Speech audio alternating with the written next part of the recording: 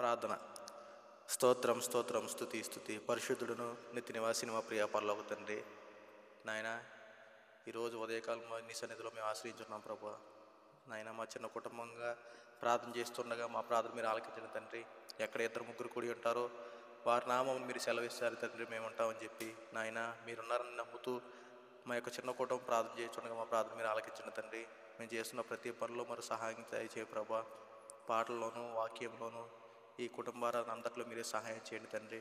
ఎటువంటి ఆటంకం కలగకుండా నీ నామం మీరే సహాయం చేయండి తండ్రి. అన్ని విధాల మీరే తోడమని యేసు నామములో వేడుకొనుచున్నాము తండ్రి, ఆమేన్. ఉజ్జీవ కీర్తనల పుస్తకం నుండి మొదటి పాట పాడుకుందాం. దేవుని స్తుతించుడి.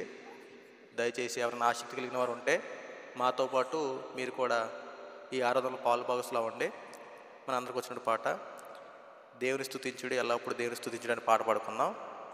దేవుని స్తుతించుడి, ఎల్లప్పుడు దేవుని స్తుతించుడి,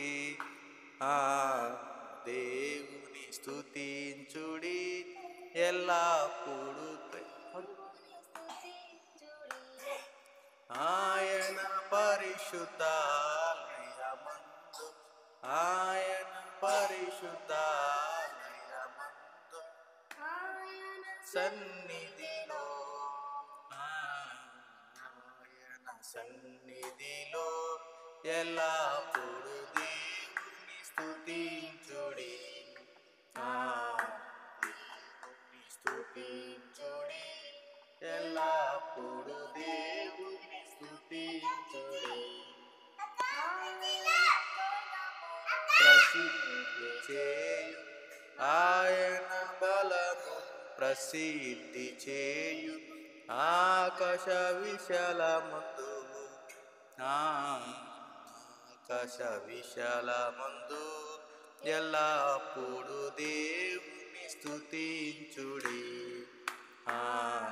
దేవుని స్తుతించుడి, ఎల్లప్పుడు దేవుని స్తుతించుడి.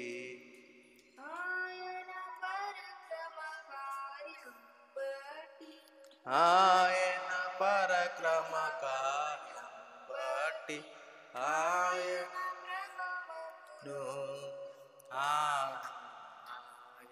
ప్రభావమును ఎల్లప్పుడు దేవుని స్తుతించుడి, దేవుని స్తుతించుడి, ఎల్లప్పుడు దేవుని స్తుతించుడి. భూరాధ్వనితో ఆయన స్తుతించుడి, భూరాధ్వనితో ఆయన స్తుతించుడి, స్వరమండలములతో, స్వరమండలములతో ఎల్లప్పుడు దేవుని స్తుతించుడి, దేవుని స్తుతించుడి, ఎల్లప్పుడు దేవుని స్తుతించుడి. తంబురుతో సన్నాతంతుల సితారతో చక్కని స్వరములతో, చక్కని స్వరములతో ఎల్లప్పుడు దేవుని స్తుతించుడి, దేవుని స్తుతించుడి, ఎల్లప్పుడు దేవుని స్తుతించుడి. తంబురతోను నాట్యముతో, తంబురతోను నాట్యముతో తంతి వైద్యములతో,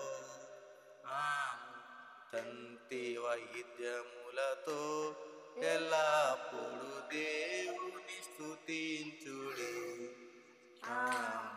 దేవుని స్తుతించుడి, ఎల్లప్పుడు దేవుని స్తుతించుడి.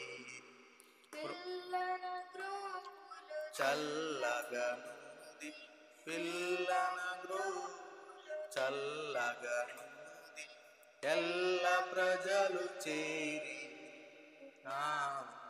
ఎల్ల ప్రజలు చేరి ఎల్లప్పుడు దేవుని స్తుతించుడి.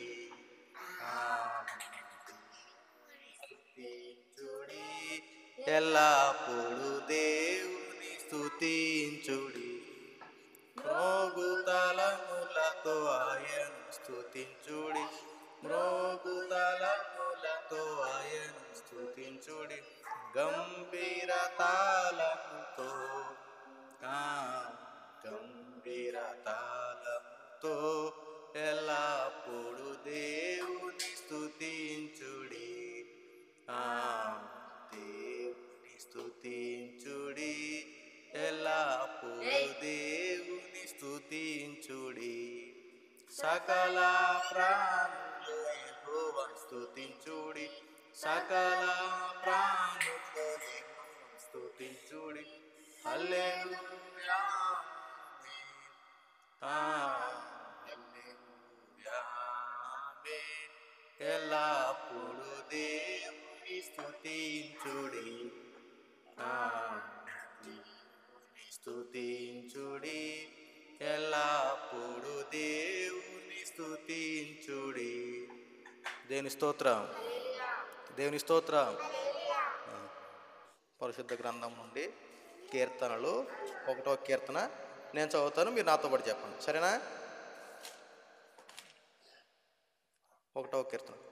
దుష్టుల చెప్పు ఆలోచన చొప్పున నడువక, పాపుల మార్గమున నిలువక, అపహాసకులు కూర్చుండు చోటను కూర్చుండక, యెహోవా ధర్మశాస్త్రమునందు ఆనందించుచు దివారాత్రము దానిని ధ్యానించువాడు ధన్యుడు.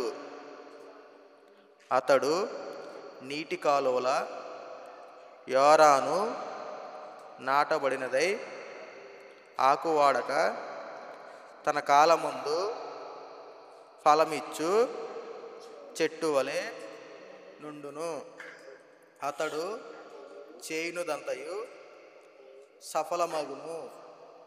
దుష్టులు అలాగుననుండక గాలి చెదరగొట్టు పొట్టువలే నుందురు.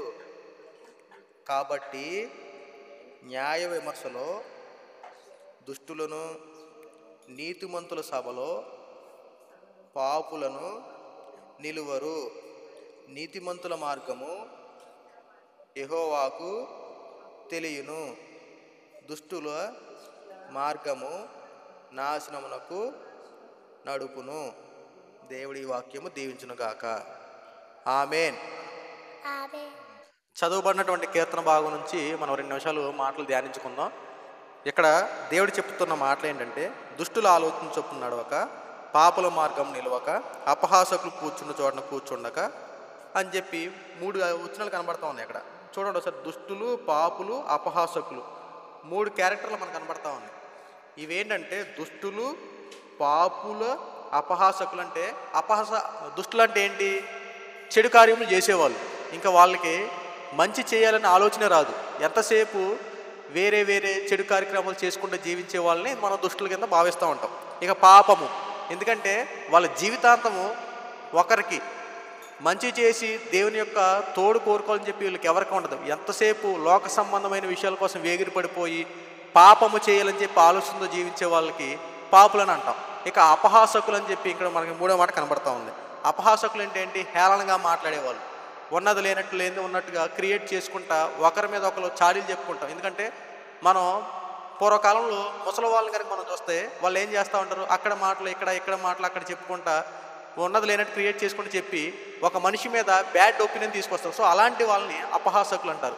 ఇప్పుడు చెప్పిన ఈ 3 క్యారెక్టర్స్కి దేవునికి విరుద్ధంగా ఉండేవాళ్ళు అనమాట.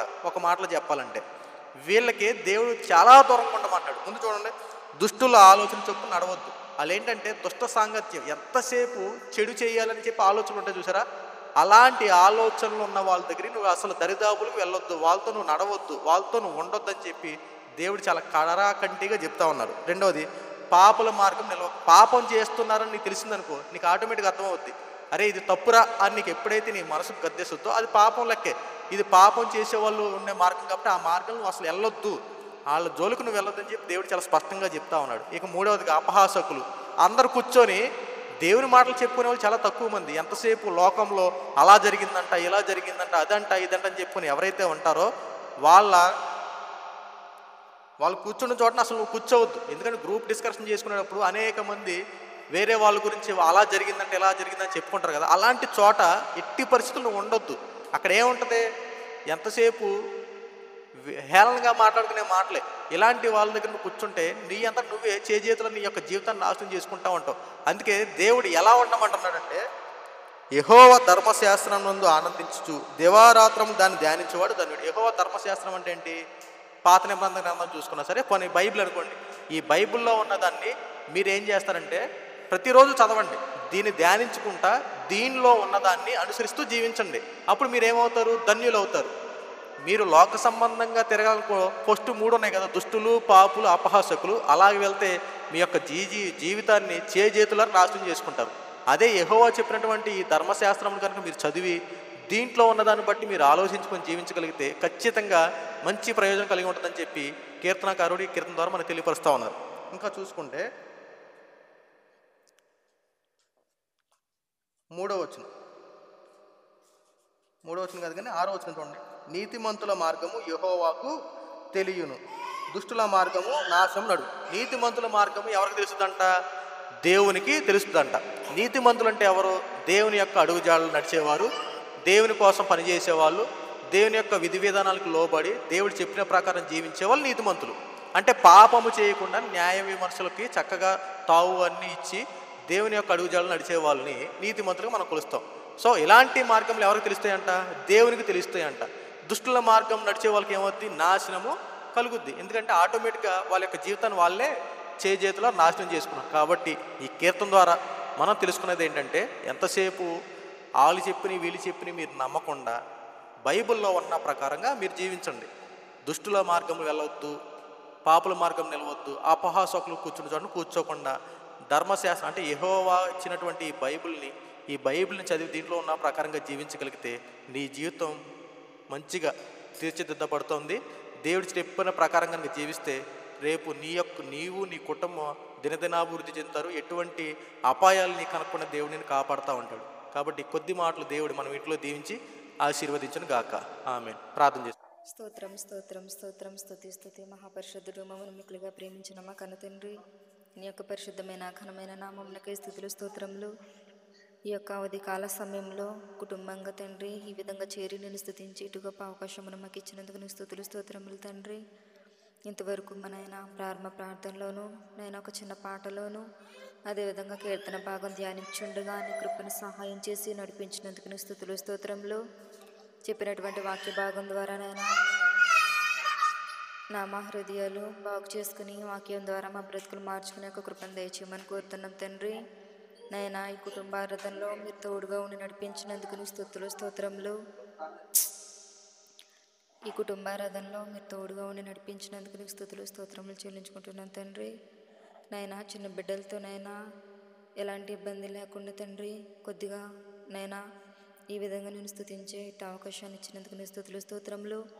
ఈరోజు మేము ప్రారంభించినటువంటి చిన్న కుటుంబం కూడిక రోజు రోజుకి ఈ విధంగా క్రమంగా చేస్తూ తండ్రి అనేక మంది ద్వారా తండ్రి అనేక మందికి ఆశీర్వాదకరంగా ఉండే విధంగా ఈ యొక్క ప్రార్థన మీరు దీవించి ఆశీర్వదించమని కోరుతున్నాం.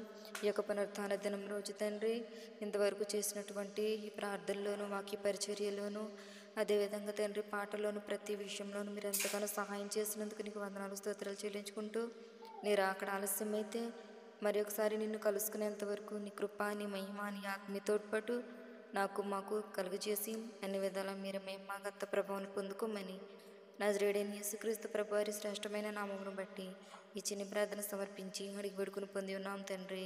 ఆమెన్. ప్రవేశ రక్తమే ప్రవేశనం సంపూర్ణ విజయం కలుగును గాక. ఆమెన్.